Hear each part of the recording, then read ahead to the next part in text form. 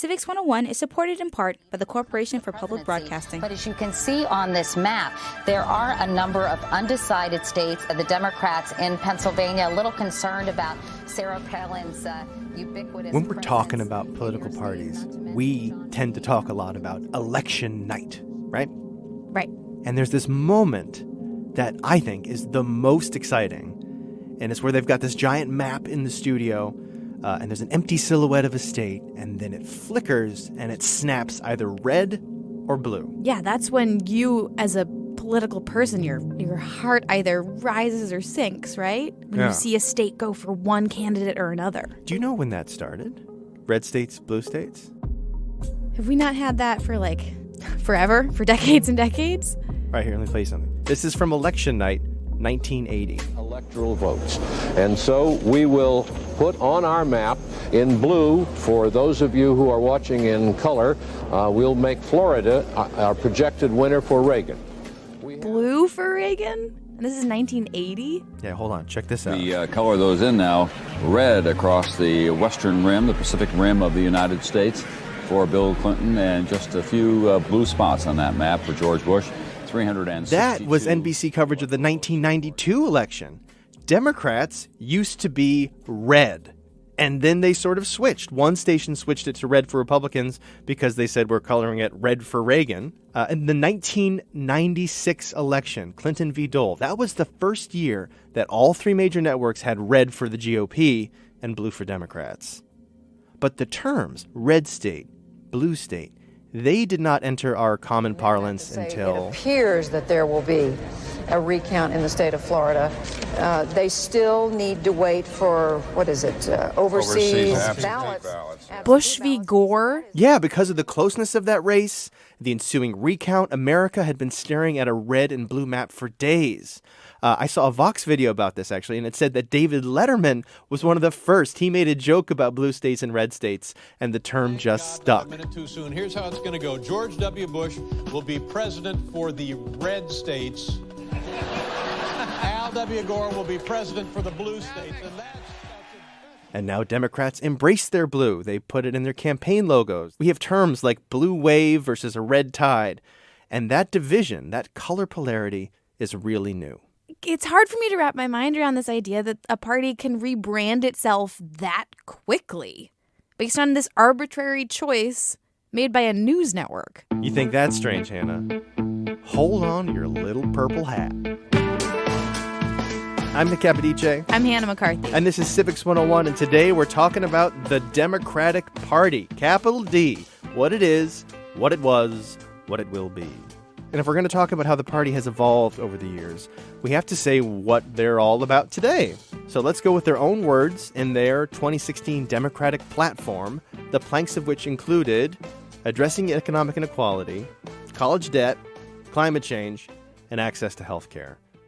It is also today the party of inclusivity when it comes to issues like same-sex marriage, women's rights, and immigration. So let's go back now. The genesis of the Democratic Party. How did it start?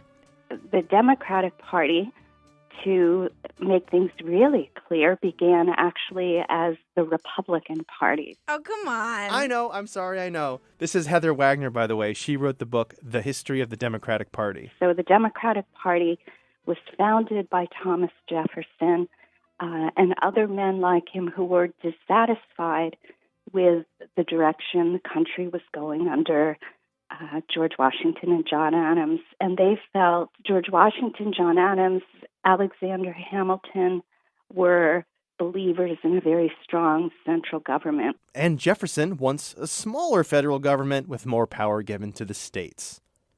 And he is our first Democratic president, even though he was called, sorry again, a Republican. But pretty quickly, the name gets changed by his opponents, funnily enough. His critics said that he and his supporters were too much like the radical French,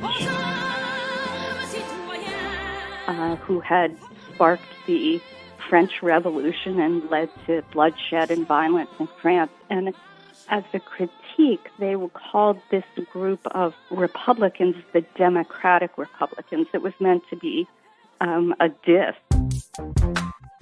Jefferson and his supporters decided to adopt this almost as a point of honor and called themselves the Democratic Republicans. And this was the founding of what we know today as the Democratic Party. And how are their beliefs related to what we think of now when we think of Democrats? Okay, here's Keneshia Grant. She is a professor of political science at Howard University.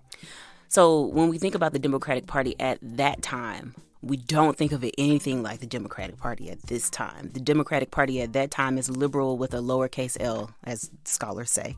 And that means that they don't want to see the government being very active. The government should not be involved in your life telling you what to do. The government should just kind of be around to make sure that things don't fall apart, which is different from the party as we think about it today. We think about a Democratic Party today as one who is willing to step in to try to correct some of the perceived wrongs, they might say, in the economy, or some of the perceived wrongs in the way that we treat humans and these other kinds of things. How does it change? Because that to me is like 180 degrees. All right, we'll get there, and that is Keneshia's particular bailiwick. But first, there is a big shift, and it starts with Andrew Jackson in 1829. By the time Andrew Jackson is president, he has dropped the Republican from his affiliation. So he identifies himself as a Democratic candidate. Andrew Jackson was a Southerner. He was a slave owner. He was a war hero.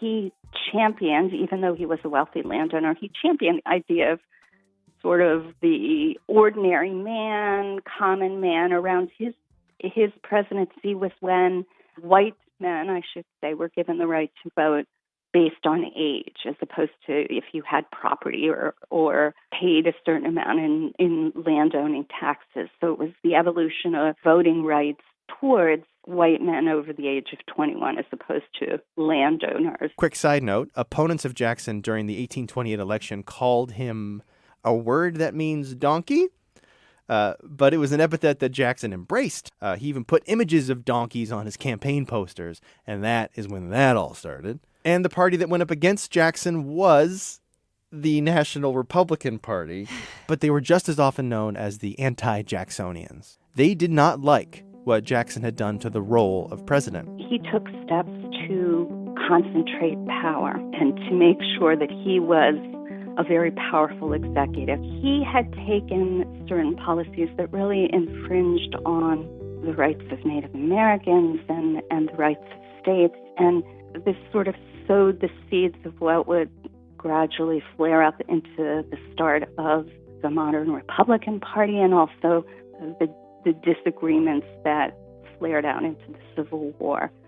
So remember, part of the story is that the parties want to maintain cohesion. They understand that it's difficult for minor parties, third parties, or smaller parties to win the presidency. It's difficult for them to win Senate seats or seats in the House of Representatives and be appointed to Senate seats. And because they are worried about splitting their power, they are trying to do everything they can to remain together. And one of the things that splits them up more than anything else, kind of, I would say the thing that stresses the party the most, is a conversation about slavery. And if we want to have a party that is unified in the North and in the South, we can't have this conversation about slavery because people in the North are going to disagree from people in the South. So we end up with these parties that exist in different ways because the one thing that they probably should be talking about, they are not talking about. So we end up with these cleavages kind of for that reason, where we have a Northern Democratic Party that looks different from a Southern Democratic Party. But eventually they do have that conversation. And we end up with a Republican Party that's more dominant in the North because they have had the conversation and come down on the side of Black people, come down against slavery for various reasons again. Not all of them on the up and up. Settled where we have a party, again, Republican Party in the North, a Democratic Party that's kind of dominant in the South. And then we have some kind of debate about who's going to win the West and what the farmers want and whether or not the parties will be willing to bend to the demands of the people who are in the West and who now have the ability to vote and influence politics too. All right, now I want to learn about that shift. How does the party that is the party of slavery, the party of the Ku Klux Klan, become the party of the civil rights movement, the party that gives us our first African-American president. So if you want to sound really smart with your friends, if you know a political scientist and you want to get their gears going, you just say realignment, because that is the one word answer to that question. Realignment happens and the parties change. And so the political scientists argue about how realignment happens. I'm in the camp of people who think realignment is a slow and gradual process. The short version is that America changes. So in the story that we've been telling up to this point, there are folks who live in the South. There are folks who live in the North. We don't yet have a large wave of immigrants coming into the United States. So we get an industrial revolution, we get a world war, we get immigrants coming into the United States, and we don't yet in the nation have rules that are structured to prevent them from participating in the ways that we try to prevent them from participating now. And so it's kind of easier to get to citizenship, easier to get to participation in politics. And so a part of the answer about how the Democratic Party in particular becomes the party of the people as opposed to the party of the slave owners or the party of Southern business interests has to do with their decisions to or attempts to win elections, particularly I would say at the state and local level, and to speak to the needs of immigrants. Now, I do want to step in here and say that the North and the South are not just one unified thing. That's unfair. There were people who opposed slavery in the South, people who supported it in the North, whites-only signs, other forms of segregation in schools, businesses, housing. Those existed in the North as well as the South. And as Keneshia told me, African-American voters are a huge part of the story.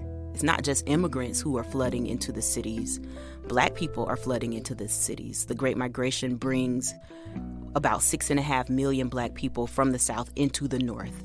And parties on the ground, local party leaders, mayors, aldermen, governors have to contend with how they might get this block of voters to support them as well, which makes them take kind of steps towards civil rights that they might not otherwise take. And then we have the Great Depression in the 1930s. President Franklin Delano Roosevelt and his party, the Democrats, said people are suffering. We need to do something. And what they did was the New Deal. Relief, reform, recovery. This is more than a political campaign. It is a call to arms. What this did was further cement the notion that the Democratic Party is the party of big government spending on domestic programs and social welfare programs. But the civil rights movement, that initially was more allied by geography than by party. Almost 100% of Northern Democrats in Congress supported the Civil Rights Act of 1964, but so too did 85% of Northern Republicans. Just 9% of Southern Dems and 0 Southern Republicans supported it in Congress. So here's Paddy Riley. He's a professor of history and humanities at Reed College. But I think the key thing is that the Democratic Party it's no longer become possible for Southern white supremacists to remain in the party because the National Party has moved so hard on civil rights. That's Lyndon Johnson's famous line, "We lost the South for a generation." it turns out to be true, a generation and more at this point. So I think effectively the South kind of becomes up for grabs because they're not going to remain in the Democratic Party. So is someone going to capitalize on them? And the Republicans do. That's just what happens. I don't want to sound cynical here. Go ahead. It just kind of sounds like a big part of the reason that the Democrats completely reversed their positions on just about everything was not purely because of ideals, but to court voters? Well, I'm a political scientist, so I think everything is about political strategy, political expediency. But yes, I think that one of the kind of biggest, broadest ways of understanding party history is that parties are trying to, one, maintain themselves, and then parties as groups who are willing to court coalitions in order to keep or maintain power. Black people are here. They want to have some kind of intervention on civil rights. We're not opposed to that. That seems like it could be okay for us. We think that they would help us win these local and state elections. We think that because they live in these states with large electoral college votes, they could help us win the presidential election. Let's test out a coalition between Black people and the Democratic Party. So it's the same kind of thing, parties kind of moving and shape-shifting as they encounter groups so that they can maintain dominance. So thinking about like the party today versus the party then, there's a lot of arguing going on social media about the problematic history of both parties, right? And I'm just wondering, like, given how different the parties are today from how they were at their genesis, is that even fair to do? Yeah, people taking the Democratic Party to task for being the party of the KKK. I asked Paddy about that specifically. That accusation, in some sense, it seems like it has power, partly because maybe we are just not open and public enough about just how deep and powerful the history of white supremacy is in the United States. You know, it shouldn't be possible for us to continue to romanticize the past. So, you know, those accusations seem to have power just because we need to be more open. So finally, with all that history under our belt, I asked Keneshia about the party going forward, if she thinks there might be another realignment. The Democratic Party is a big tent party. Keep these coalitions in mind. The Democratic Party has to please immigrants, Black people, gay people, progressive white people. Just business interest for some people. There's just so many groups of people they have to be worried about. When you think about the Democratic Party or any party, particularly in a national election, they have to get in a room and fight it out.